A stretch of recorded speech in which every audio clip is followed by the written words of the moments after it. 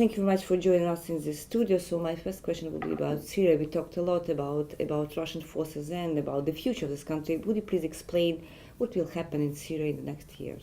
Well, if I knew, I would have been a very successful stockbroker, earning a lot of money. But I think the current situation is characterized, by, well, definitely a reduction in tensions. I mean, there's less fighting there, and it's more focused in ISIS occupied areas. What we see is a reduction of Russian forces in Syria. It's not complete withdrawal, but it's a significant reduction. And as far as we can judge in Moscow, more focus by the Russian forces, by the Russian Air Force, on hitting essentially ISIS targets, and not so much the Syrian opposition as it used to be before. So it seems that at least in this particular situation, there's some kind of Russian-American coordination, which to some extent is dictated by Russia's domestic economic woes, and to some extent by the desire by the Kremlin to make a point in Syria, but not to cross the line into a situation which could provoke uncontrolled escalation. And I think that is what we see today. I see. Another important issue in the foreign policy of Russia is Libya. It was a subject of talking between Lavrov and Kerry during last week. What do you think about that, about the issue, about the interest of Russia in this region and in this country? What I can say is that there is a Libyan state officially. There are Libyan embassies across the globe and Libyan representation in the UN, but there is no Libyan state as such on the ground. It's a split country, which is essentially to a large extent run by rival militias belonging to different tribes with a very significant Islamist presence there. I think you can't talk about doing business there. Neither ExxonMobil nor Gazprom could do anything significant there today. What I think could be the topic of conversation between Kerry and Lavrov, the Kremlin and the White House, is probably joint operations against Daesh, against ISIS, ISIL, whatever you call it, in North Africa. That could have been a topic of conversations, and if so, that will mean a significant increase in Russian-American cooperation. That does not necessarily mean that we'll see a Russian-American spring, but it seems that a certain understanding with regard to at least not confronting that much over Middle Eastern subjects, over Middle Eastern topics, has been reached between Moscow and Washington. Certain understanding, not complete. If you come back to Middle East problematics, let's talk about this Soviet heritage in this Russian influence in the region.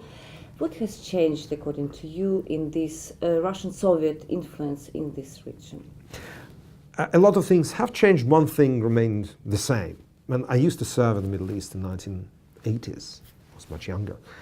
And at that time, the Middle East was a huge football pitch where Russia was playing its game against the US and the US was playing its game against Russia. Each country had its allies, clients, whatever you call it. Russia's were Syria, Saddam Hussein's Iraq. In North Africa it was Algeria, Libya, South Yemen. There was Russian presence in North Yemen and in Jordan, but they were never fully, sort of, if you wish, Russian clients. But today we see, of course, a reduction of these commitments and this interaction. Libya is no more as such. We know what happened to Saddam Hussein. There is some Russian presence, but it's not crucial. Yemen is in the midst of civil war. There is Russian presence in Jordan. Actually, Mr. Putin enjoys very good cordial relations with King Abdullah.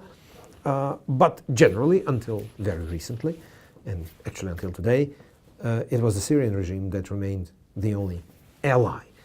One has to understand that this idea that the Middle East is somehow a region where you can play geopolitical games without any big detriment to your national interests still remains very much the idea that the Kremlin uses in its day-to-day sort of execution of policy, because Russia is not dependent on Middle East energy.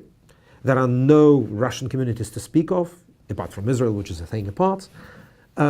Russian state companies, state monopolies, are not dependent on Middle Eastern business. So, in a sense, this is the place where Russia can play with. It has certainly freer hands than it has, say, in the post-Soviet space, in Ukraine, or in Europe, where there are lots of ties, where Russian economy is hugely dependent on ties with these regions and with these countries. So I think to a large extent the Middle East was, in spite of some business interests and arms sales and things like that, all that exists. But if you look at the broader picture, it still is a place where Russia proves its mettle against the United States. Mm-hmm. What are, according to you, the priorities of Russian foreign policy now? Well, the priority of Russian foreign policy was and is supporting the political regime that exists in Moscow. In this way, or in this sense, Russian foreign policy is a direct extension of the Kremlin's domestic policy. And that is what I think helps to understand a lot of things that official Moscow does, which may seem completely strange if you look at it from the point of view of traditional national interests, national values, paradigm of foreign policy. But in terms of priorities, I think they didn't change that much over these years. The United States remained an obsession of the Russian political class. It's the only country against Russia wants to measure itself, and it's the enemy we love to hate. I think that this has been proven time and time again in the last few years with jostling over Ukraine, with jostling over ballistic missile defense. Now, in the Middle East and Syria, well, actually, if you look back at the chemical weapons deal of 2013, even since then, I think that the current Russian administration, which has been very lucky with the Obama administration, which basically was not much interested in foreign policy until now, which actually was not that much interested in what happened in Russia and in its neighborhood, which actually quite frequently sailed along with Mr. Putin. This administration is exiting the stage, and there will be a new one. We don't know which. And I think that the current concern in Moscow is creating an agenda in which Russia will remain important for the next administration. To some extent, Russian actions in Syria served that goal because what people in Moscow are afraid of is that someone will occupy the White House and say, well, we can go it alone in Syria. We don't need Russian cooperation over Assad and the rest of the Middle East stuff. Let's go back to Ukraine. Let's see what they're doing there. Let's see if we can probably jack up the sanctions a little bit. That is what concerns people in Moscow, and that is what they want to avoid. And I think that to a large extent, this is one of the main tasks of Russian foreign policy today. Another one, of course, is trying to relieve the sanctions and to modify them, send a signal that things are gradually returning back to normal. That is one of the main tasks with regard both to the United States and to with regard to the EU. And of course, maintaining influence in the post-Soviet space and maintaining certain control or certain impact, certain influence over Ukraine. I think I would even place it probably number 2 after the United States, because the legitimacy of the Russian political regime stems from its ability to create and maintain this image of fortress Russia, which fights against external enemies and which is led by very talented leaders that are the only ones that can confront the United States and all the perfidious neighbors, Ukrainians, Balts, whoever. I suppose that because this is such a fixture of Russian domestic TV propaganda, because it is what sells well to the public opinion in Russia, that will be maintained. But of course, economic conditions and pressure from the outside could change that equation. And my last question will be precisely about economic pressure from the outside and about the political opposition that could change the situation. How would you comment about these economic issues? Because we know that prices for oil are just going up, and we also know that sanctions are important, but their future is quite uncertain now. And about the Russian opposition, what are the chances of Russian opposition? Let me put it like that. With regard to the economy, Russian government still has enough resources to maintain social stability, although I think it has fewer resources to, maintain an expansive foreign policy. I think that reduction in the Russian military budget, the first in, let's say, several years, probably since 2007-8, is a very significant step in this respect, a very significant signal.